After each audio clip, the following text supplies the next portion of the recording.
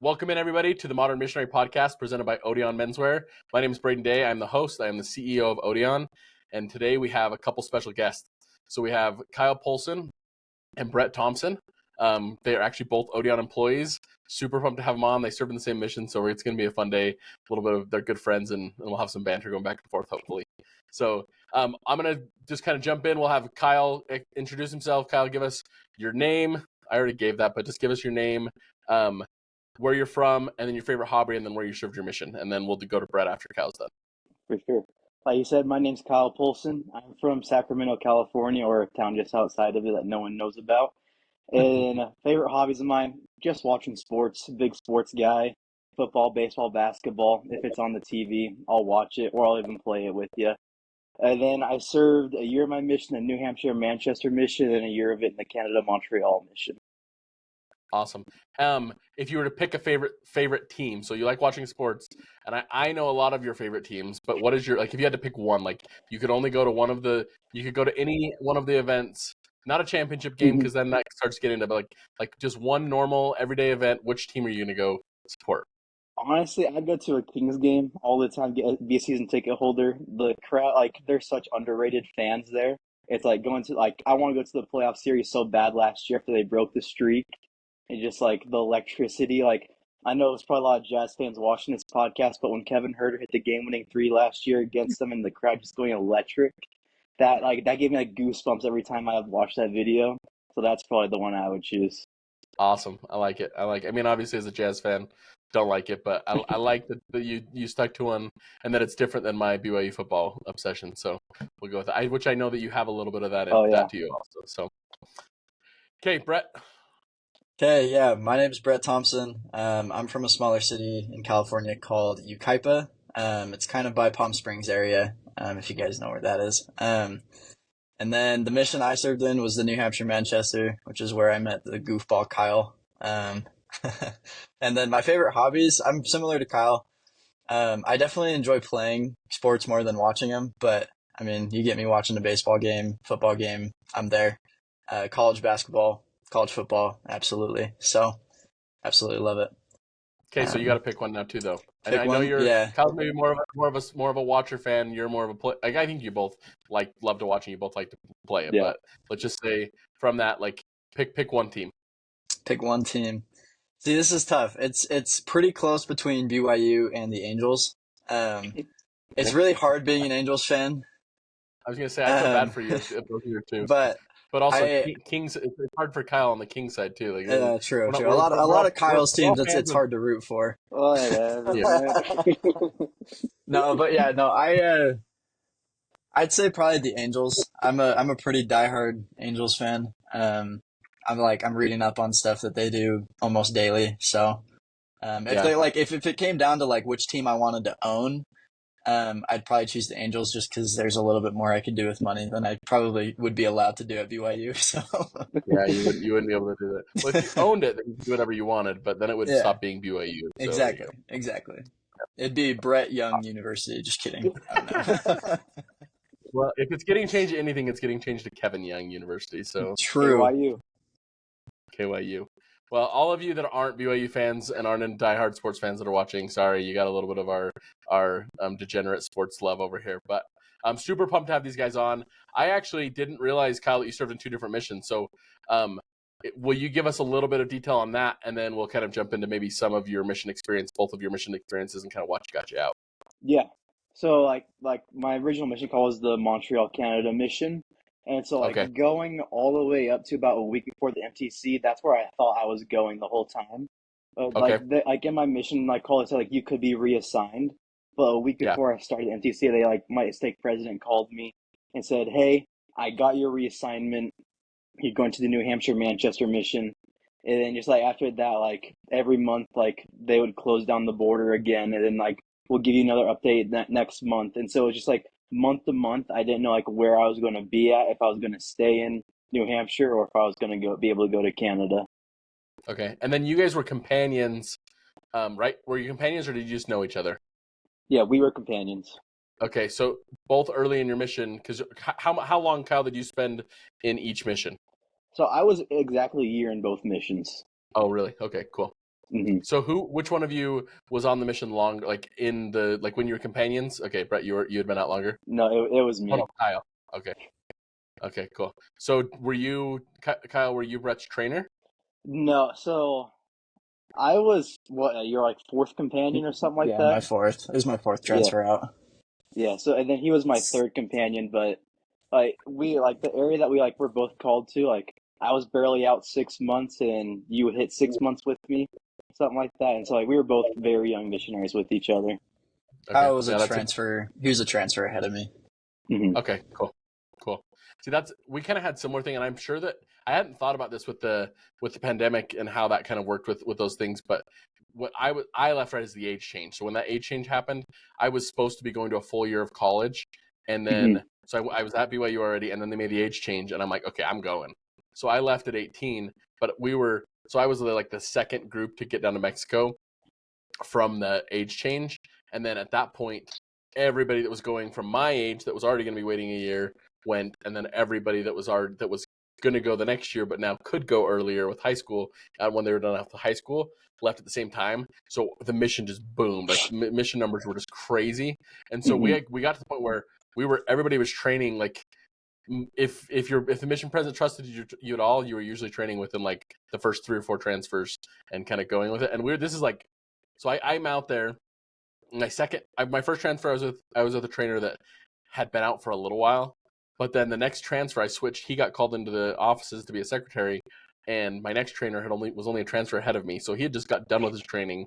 Now he's training me. Neither one of us speak great Spanish, and then I was there for one more transfer, and then I was training somebody who didn't speak Spanish, and I didn't know Spanish that well. It was just kind of a crazy time. So I'm guessing you guys kind of had similar things where because of the pandemic and reassignments were happening, like companions were having to get paired together pretty young out on the mission and a ton of experience. So kind of cool that happened, and well, I'm sure we'll get into some details of kind of how that went and some of the things that you guys learned both being young missionaries together and everything like that. Before we jump into some of the details on your mission, let's just go through. We'll kind of go in the same order, Kyle and then Bret. Let's talk about kind of what your mission aspirations were your whole life. So were you somebody who was planning on going to mission since you're little and it all worked out just fine and you left, or was it something that you kind of like had to struggle with over time? And we'll go Kyle and then Bret. Yeah. So like, I'd say like growing up, like I looked up to my older brothers a bunch. So, like my older brother Mike, like he was called to the Philadelphia, Pennsylvania mission. And so like as soon as he got that mission call, I'm like, dang, like that's pretty cool. I want to go on a mission. Then my other brother went to Nebraska. And then like I would say like growing up, I'm like, all right, like I'm going on a mission, but like a year before like I like started like my papers, I'm like, crud, like do I actually like it's kind of like a reality check hitting you, like am I really gonna spend the next 2 years of my life going out and talking about something I'm like not too well prepared at? Because I'll be honest, I was terrible at going to seminary growing up. I did not pay attention too much at church. I looked at the football scores instead. And so it was like, am I really prepared to take that like step in my life of teaching people about this gospel that I barely know myself? And then like eventually I was able to come to myself and be like, all right, like I'll grow enough to be able to teach, and I submitted my papers and was able to get that process done. So do you feel like it was something that was like over time, over that year, you kind of got to a point where you were ready, or was there like a moment in time you're like, you know what, I'm not quite sure, but I'm going to do it? Yeah, it's kind of a kick in my butt is what I got. My mom just started my interview process for me.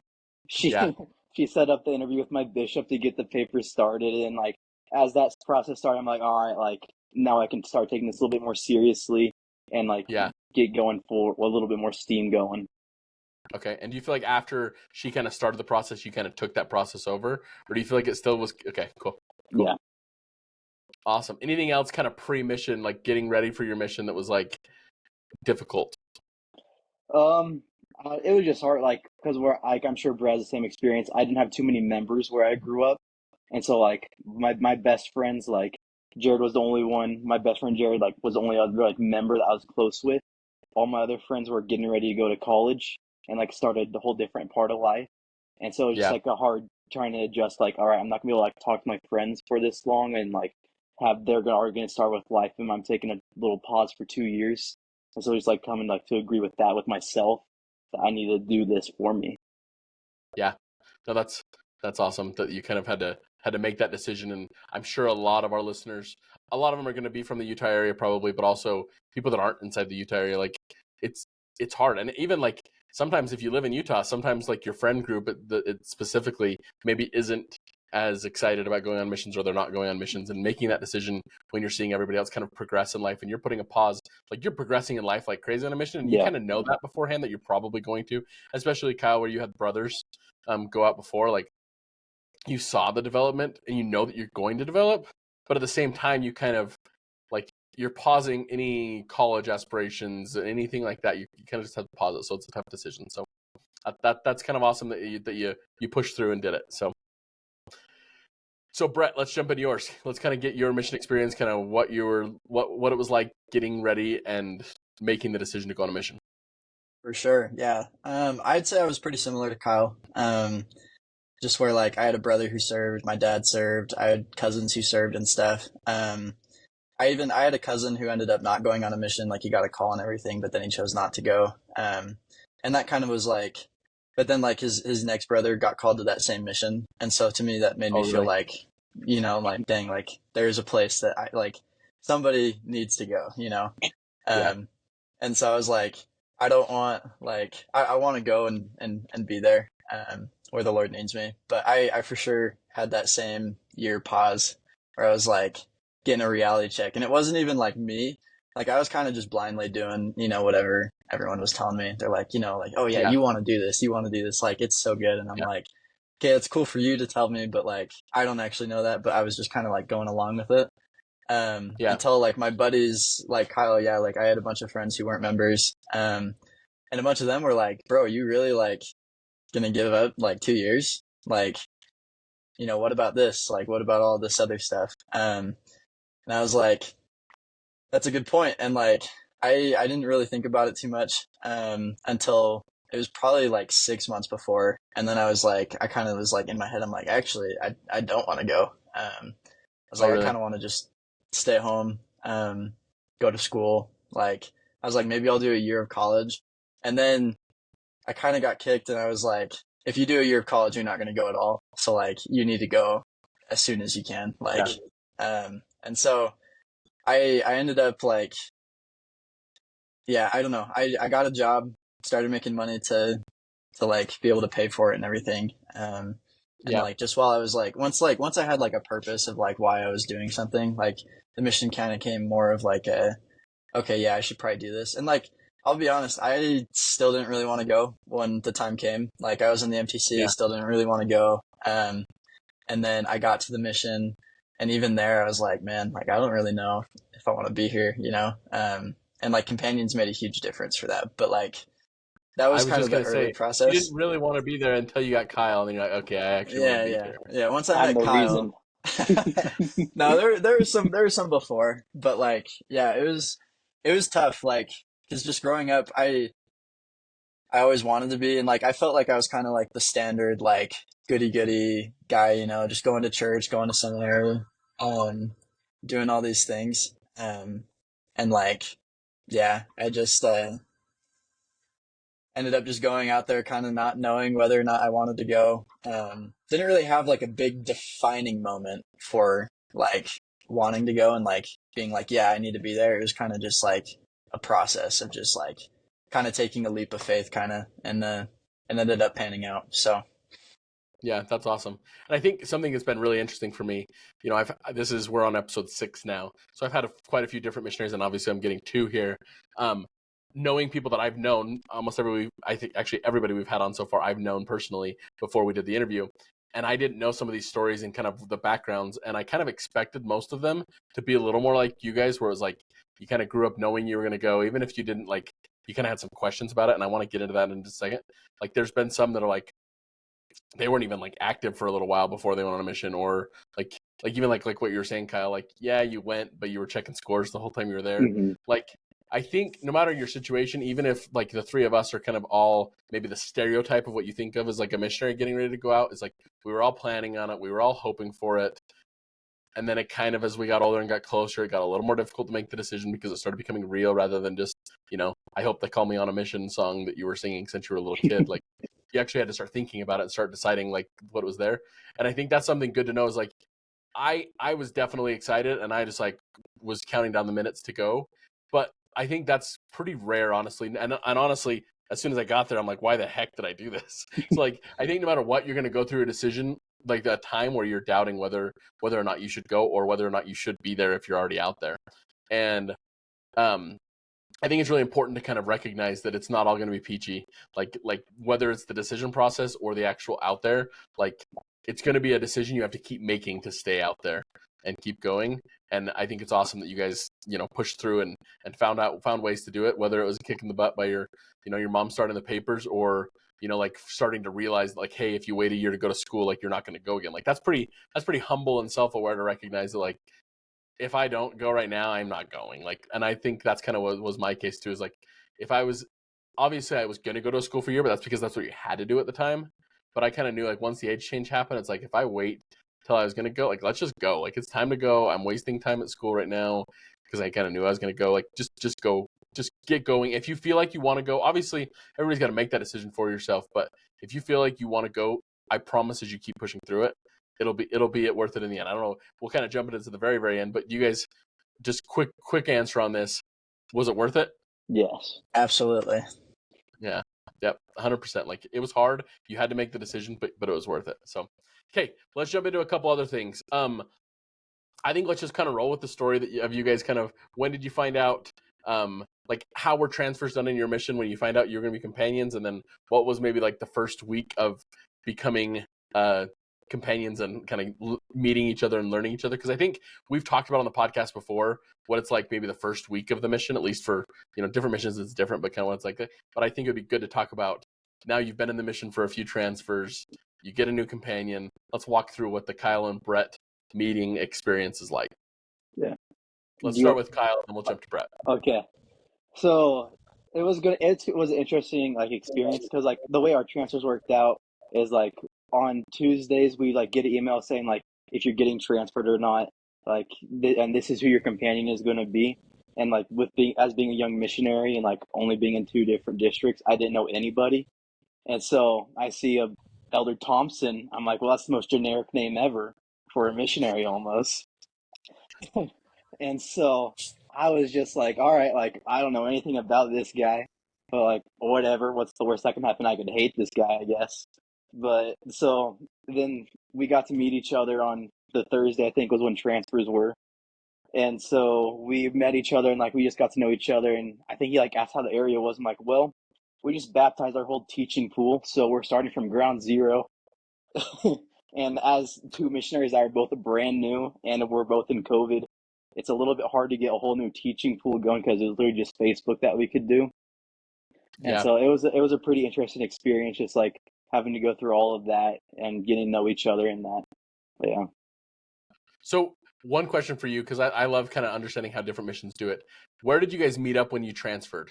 Like we had like a bus station because a lot of missionaries and I was out of Mexico and like a lot of them would have to bus to their new areas. And so like everybody would meet at the bus station and then you would get your new companion from there. Like how did it work in your mission? Yeah. So we just met at the mission office and it was so lucky for us because our area was the most north area in the state of Maine. And so it was a good like 6-hour drive that we had back or something like that. And so it was a good experience for us to get to just talk with each other the whole time. It was like also my first time driving on the mission because that was my first time being senior companion. So that was also a fun experience for me just to get to learn how to drive in New Hampshire and in Maine. So that was pretty fun. That's awesome. Okay, Bret, let's hear your side of the story. Yeah. I guess just a little backstory to like before meeting Kyle. So I had some like roller coasters of companions. So like my first, I had 2 trainers. My first trainer was really good. Second trainer almost sent me home. And then my third companion he's actually one of my roommates now. And so like I was starting to get into like a groove. And then, transfers came and I thought I was going to stay with that companion of mine. Just another transfer. And then I get the email and I'm like, who the heck is this Elder Poulson guy? And And it was funny because my district leader at that time had actually been in a district with Kyle. And so I like, I was like so worried because I had just started getting comfortable in the mission. I was like, I had finally like been like, all right, like we'll push through a little longer, you know? And I was like a new companion that I have no idea what he's like. We'll see, like just figuring out like who the companion is. And like Kyle said, like a new missionary, you know, literally nobody. And all the companions I had at that point were all old missionaries.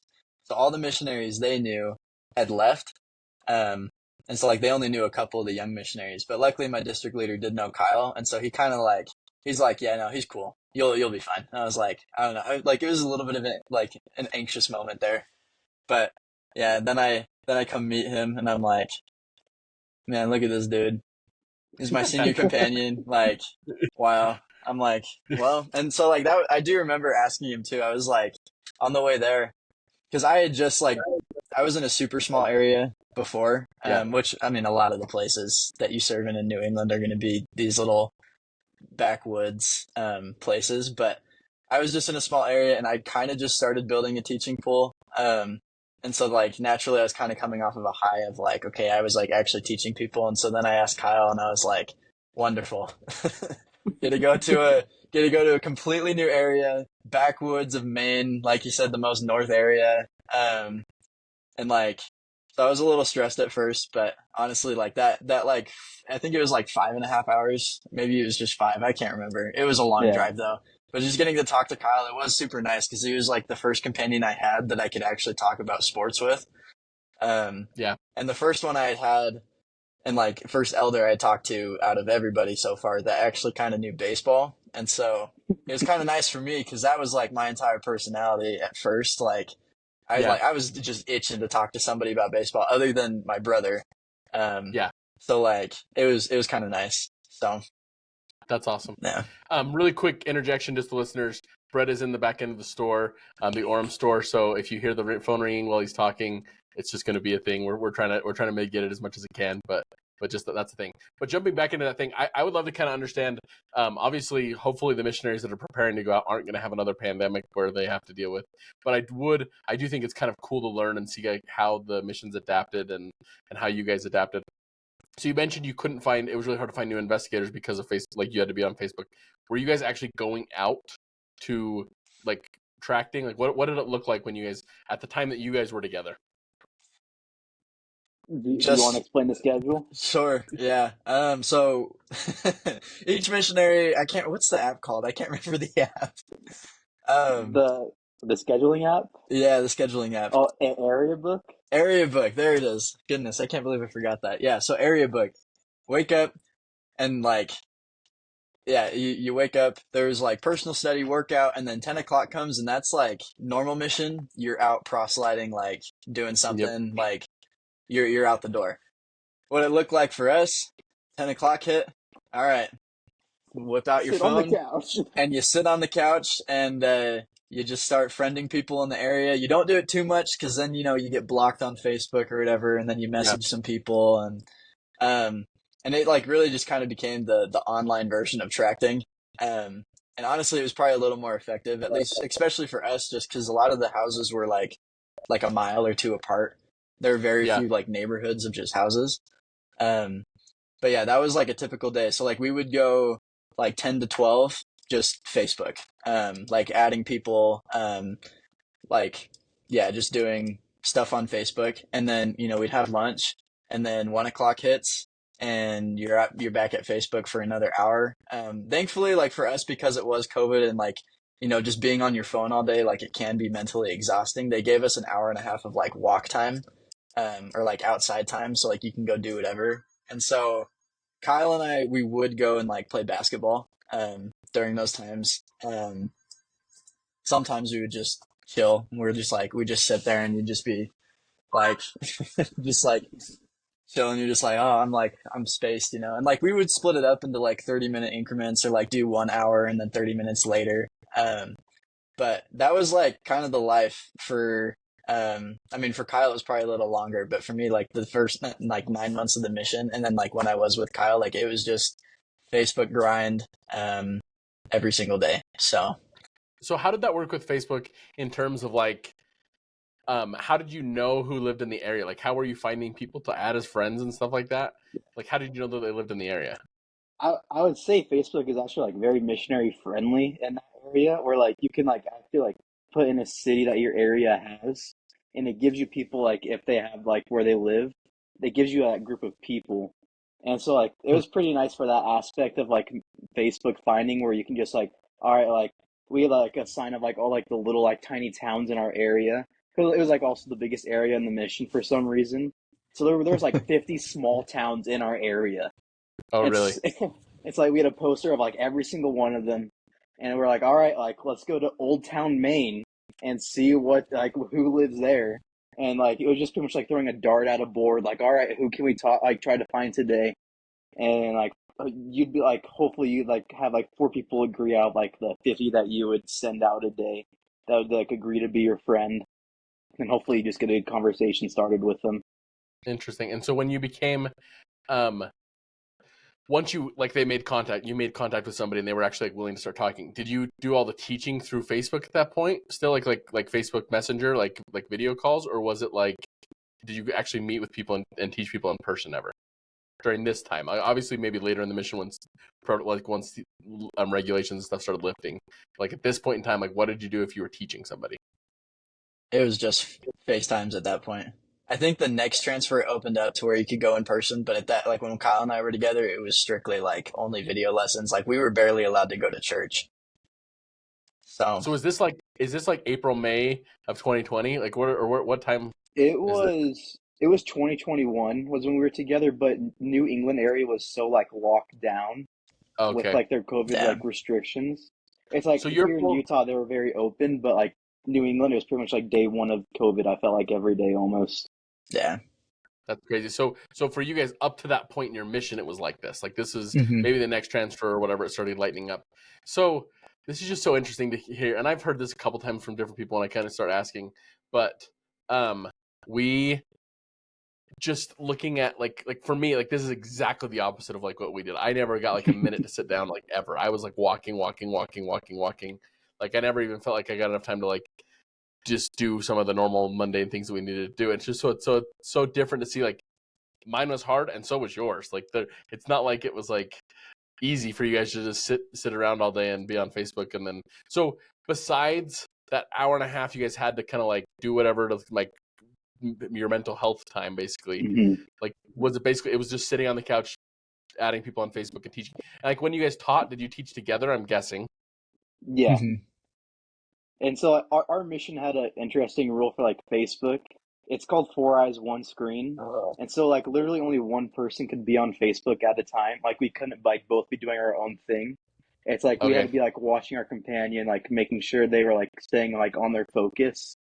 And like Yeah. sometimes like as us being young missionaries, we like straight off like, oh that baseball video is looking a little nice on this person's profile, and like, but it's like no, it's like elder like we gotta focus, all right, like Yeah. we need to be Yeah. good, diligent, but like it was interesting, like just like trying to adapt to the rules that like were given to us.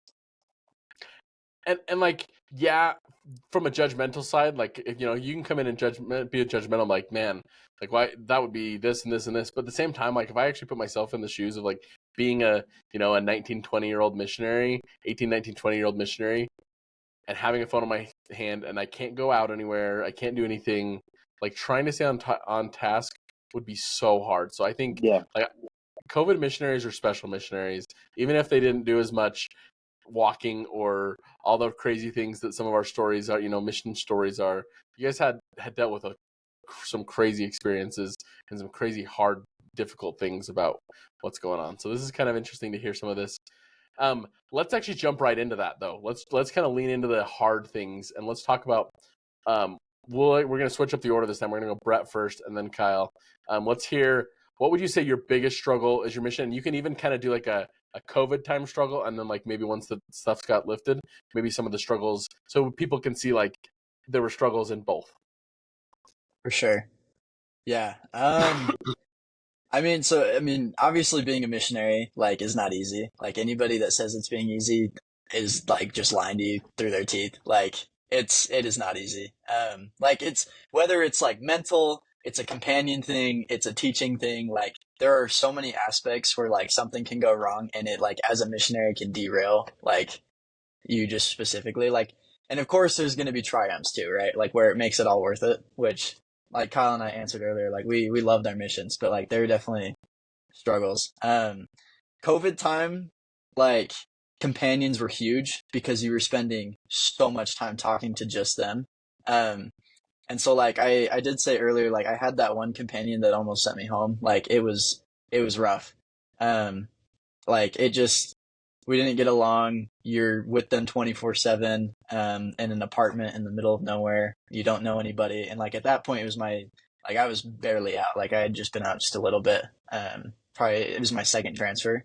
And so like it's just tough. Like you're gonna butt heads with companions. And so like that's what made it tough in COVID is like at least like if it wasn't COVID, we could have gone out and I could have actually like talked to people face to face, and gotten a little bit of a relief from it. But because I didn't and like you're locked inside, like it was actually tough. And then of course there's the side of COVID where you're not finding anybody. Facebook's, hard, like you can't talk to anybody.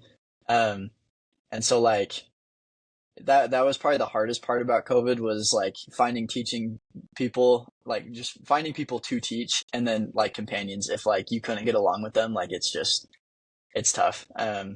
So like that was probably the hardest part for that. And then for non-COVID, surprisingly going out and like tracting, like that was actually really hard for me because at that point when they'd finally opened up for us to like actually go knock on doors and stuff, I had been doing Facebook for almost a year. And so like I had gotten super used to it. And I'd gotten actually really good at Facebook finding. And so then like they didn't say like ditch it because there were still kind of some restrictions. But like at that point when they had opened it up, I was training a new missionary. And so we both had no idea how to go tracting. Like I was never taught. He's brand new. He doesn't know what he's doing. And so naturally, like for me, I was like, well, I know how to do Facebook. So I'm like, I can stay in and teach him Facebook, but then, he's going to struggle because he's brand new. He wants to go and meet people, but he just doesn't know how. And so I'm like, that was hard for me to like, kind of just like bite the bullet and be like, all right, like, let's just face our fears together, Elder, and like, just go out. And it was tough. It was tough for sure. Doing that. And then, honestly, yeah, like being in small areas for both COVID and non-COVID, that was probably the hardest part overall, the whole mission, just because there's, again, not a ton of people to talk to either way. And in a lot of the areas, because of how small they are, those like condensed areas where you can actually find people, they know the missionaries so well because that's the only spot you can go, where it's like actually effective. And so, yeah, I don't know. That's probably just the hardest part for me. Was finding a balance and then, yeah, like actually facing that like fear of not actually knowing how to do something because I was never taught. So, yeah, that's interesting because like there's like a full generation of missionaries that you like everybody had to learn from new. Like I feel like with missions, for good and bad, there's for years and years and years, it's kind of like whatever happened once upon a time kind of gets passed down to the next one, to the next one, to the next one, to the next one, to the next one, and it gets obviously altered through there. But like it kind of was like a hard reset of like. Now nobody that's in the mission knows how to track, and now you just kind of got to roll out and start doing that. So that's an interesting view on that. One question I have before we jump into Kyle's, for both of you, I just thought of this. Like we worked with members a ton, so like if we didn't have anybody to teach, and we kind of would go track for a little bit of time, go street contact. We actually couldn't in my mission just go knock a street of doors because retention rate was so low in Mexico at the time that they just wanted you to find people that were somewhat close and had relationships with members.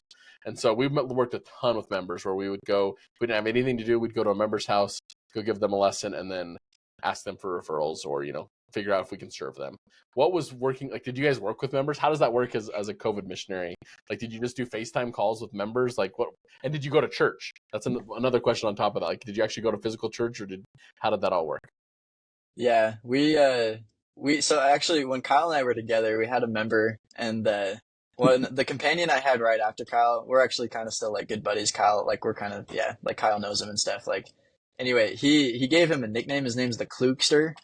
But he was a member. He's very missionary oriented. And like that was a huge help to Kyle and I when we were there. Cause he would not only like help us with lessons when we needed them, but he would also like bring us groceries and stuff.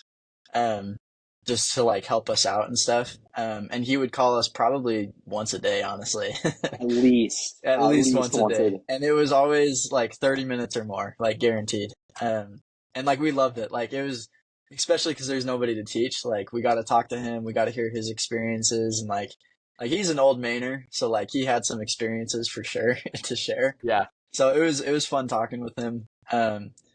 But yeah, we would try, like, I'm sure Kyle did too in his other areas, but like in all the areas I was in, we would try, and reach members. I'd say 90% of them were pretty open. The hardest area in my mission was non-COVID, was because the members, none of them even responded to us reaching out to meet with them. It was a tough area. Yeah. So, yeah. Okay, Kyle, let's hear yours. Let's kind of hear what it was like, the hardest things for your mission. Yeah. Both in New Hampshire and in Montreal. Did you say? Yeah. Yeah. Yeah. So like COVID was pretty much my whole time in the New Hampshire mission. Like as soon as everything opened up, they put me in Canada. And so I only knew COVID life in New Hampshire. And so like one thing I always looked forward to, like as being a missionary, is making connections with members. Because like I always loved growing up and like being close with missionaries. Like they'd invite me to go play basketball with them or like spike ball like on their P day. And like that was something I really wanted to do, like as missionaries, make that close bond with some members. But being a COVID missionary, we didn't really get that opportunity, and so it was pretty hard. But like Brother Kluki was probably like a godsend for us missionaries. Like, dude was probably like the most like missionary oriented like member I've ever met in my life. Like, bro would literally put on a tag right now and go knock doors. Like he loved the work so much, and like he'd be at work and he's like, "Do you need a member for a lesson? Like I'll hop on a video call right now for you." And so he was awesome. It's just like I really missed that in like other areas of my mission, just having that member that would like want to be a part of and being a missionary almost, and wanting to be a part of lessons. And so that was always like hard to find, like that go-to member, and just trying to find that connection with people. And then I would say like the hardest part of my Canada mission was trying to talk to the people in Montreal because they were so stuck up about their French. I was called English speaking, and so if I said like, "Hi, how are you doing?" they would respond in French, even though they knew English. And so like they're very proud of their language and did not want to talk to missionaries that only spoke English. And so it was a hard adjustment for me. Like I would able to do like the conversation openers, like "Como se va?" like "How are you doing?" But like after that, I would have to hope my companion could speak, or they would respond in English thinking I only knew French. And so it was like really just like a prayer that they would respond back to me. But yeah. And that would be extremely difficult. Like being in a place that they don't want to speak the language you speak, but not actually being called or taught the language that you could need. That would be really tough. Mm-hmm. Interesting. So, it's just such an interesting experience. And I love kind of interviewing you guys, especially together, and kind of hearing some of the things that overlap, the difficulties, but then some of the ones that were maybe totally different. And it's just cool to see, the work goes on. It might have looked completely different. Things were different. You had your struggles. And the thing is listeners, you're probably not, I hope you're not going to have a pandemic, worldwide, pandemic going on that's going to stop this. But even if you don't have that, every single one of you is going to deal with something different on your mission that is really, really hard. And it's okay that it's going to be hard. Like I wish I've said this forever. Like people talk about the best 2 years, talk about all the good things. And like Bret said, if all they're talking about is good, they're lying, because it's not just good. Their missions are extremely tough. But as both of these guys already said, when I asked them off the cuff, like, was it worth it? And they both said yes. So I want to jump in. We'll go Bret and then Kyle again. Explain that answer. Give us a reasoning of why it was worth it to you. Like what were the pros, the goods of your mission, and why was it worth it? Well, one pro right off the bat is I got to be companions with Kyle. So like I just met a lifelong friend right there, and now we're going to school. We work at the same company now. Like, so like it was really fun. Like meeting Kyle, and like that was one of the things that made it worth it, was the companions along the way. So like I I still stay in contact with like at least 6 of my companions that I had. I room with one now. Kyle's eventually, going to move to my apartment complex. Like one of my other one of my other companions is coming down here to work at the same company. And then one of my other buddies, he just got married, and Kyle and I got to be best man at his wedding. One of our other buddies is actually getting married today. So like honestly, the connections with companions, like even though like I had like 17 plus companions, like even just the very few that I'm like super close with and still talk to, like that alone made it worth it, because like I just made lifelong connections. um the other thing, and like so, and like companion to companion, like they can kind of keep you going, and like you can stay in touch with them and stuff, and like it was fun. As far as like the mission side of it, like getting to teach people, like yes, it was hard to find people in general, so that made it tough to want to keep going. But find like when you do actually find somebody and you actually get to teach them, and then you get to watch them, enter the waters of baptism, like that alone, like even just one, like if you get to witness one, that makes it worth it. Um, and as a missionary, you get blessed for however many, and sometimes you don't. Sometimes you're just a seed planter. That was something I struggled with early on. Was I thought I was just teaching all these people, and then I'd leave the area and they'd get baptized, which is what would happen. And one of the zone leaders told me, he's like, some missionaries are just seed planters, and that's what you're supposed to do. Like you're just out here, and I still like made connections. Like there's a guy I actually never got to see baptized, but he eventually did, and he still reaches out to me, and it makes my day every time he does. So that made it worth it. And then ultimately, of course, just like building that relationship with Jesus Christ, like that, again, like that's another soul thing that would make it worth it. And I got all of those combined. And so, yes, there were tough transfers. There were times I wanted to go home. But like, if you keep pushing out there, like you will meet, if not like all 3 or all 4, however many I said, like you'll meet at least one. And if at the end of your mission, all you do is just come closer to Jesus Christ, then it was worth it. So that's my answer for it. Love it. Kyle? Yeah. So like Bret said, like you make lifelong friends on the mission. Like me and Bret, we talk to each other every single day. We work at the same company. And it's just something that like I never would have the opportunity to ever meet Bret and to be like best friends with him if I had never served the mission. And then just be able to make like the relationships with the people that you teach. Like probably one of the most close relationships I made on mission was the last person I baptized on mission. She read the book of like believed the Book of Mormon was true 20 years ago, but never talked to missionaries. And like she finally like got the courage to like actually like respond to an ad and said that she's interested to learn more. And so like when we got like the thing like in our first lecture, she's like, yeah, like I believe the Book of Mormon is true. We were like, all right, let's put her on a date right now. And like we thought she was ready. We talked for the next 5 months.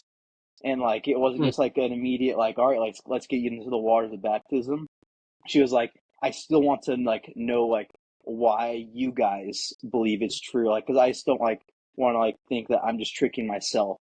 And so like luckily me and my companion, we were together for 3 transfers, which almost never happens, and we were able to teach her like 2 times a week every week for those 5 months, and we were able to like just form such a great relationship with her that she was, as soon as she was baptized, she was called to the Relief Society presidency as a secretary. And then like me and my companion, like after we talked with like just talked about our experience like with her, with each other, for like we learned so much about each other and about our relationship with God because she made us work for it. Almost like it wasn't just a guarantee that all right, let's put you into the waters. It was all right, why do I believe this gospel is true? And so as like we were able to like get like customized lessons almost like into like why I Kyle believe that this is the true gospel of Jesus Christ. And so like we would take turns, like me and my companion, like about why we believed in everything. And it was just a real eye-opening experience to why this gospel is so special. And it's just because it gives us happiness in life. Like I went through so many trials in my mission. Like I always went back to, I felt the comfort of Christ in my life through every single one of those. And how it always brought me closer to him and to the people I taught just by gaining that relationship. That's awesome. I loved both of your answers, and I echo the same things for my mission. It was the hardest thing that I've ever done. Like I guess now that I've had triplets, I don't know that I can say it was harder than that, but pre-triplets, definitely the hardest thing I've ever done, and honestly still might be the hardest thing. You're alone, but you're not alone.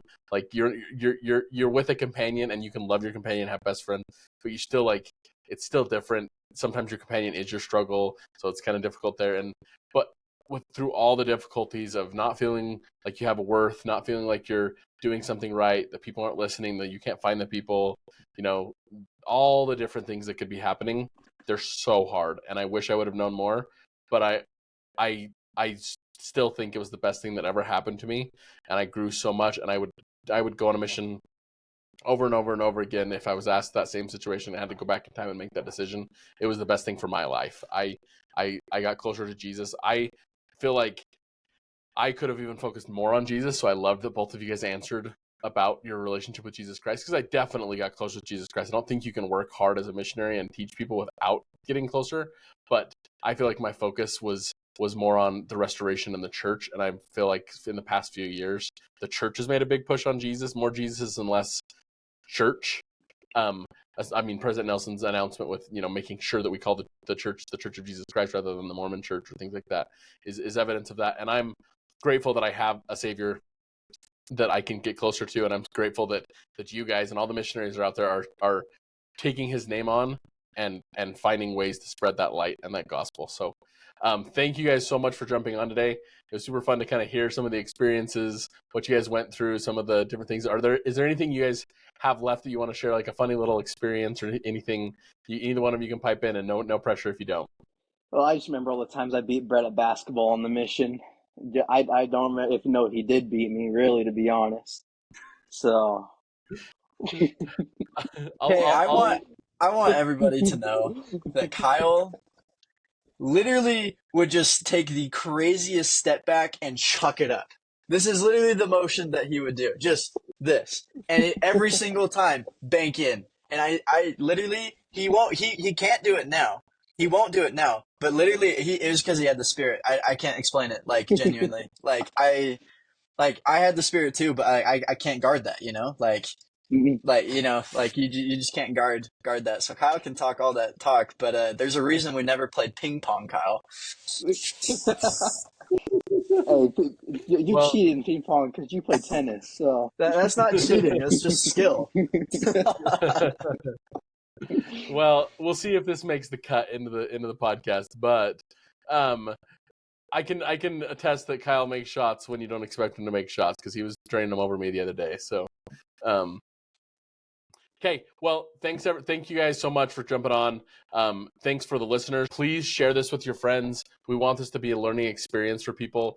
Not that we all have all the knowledge out there, but just the experiences hopefully give you an idea of what you're going to be getting yourselves into, or what you already went through, what you're working with. So super thankful for the listeners. Remember, at Odion, we have a free missionary gift. So if you're planning on going on a mission, we have a free shirt and pair of socks. That's at any of our stores. You just need to have a mission call. Come in. We really believe that if you give us a try, you're going to like it. So thanks, everybody.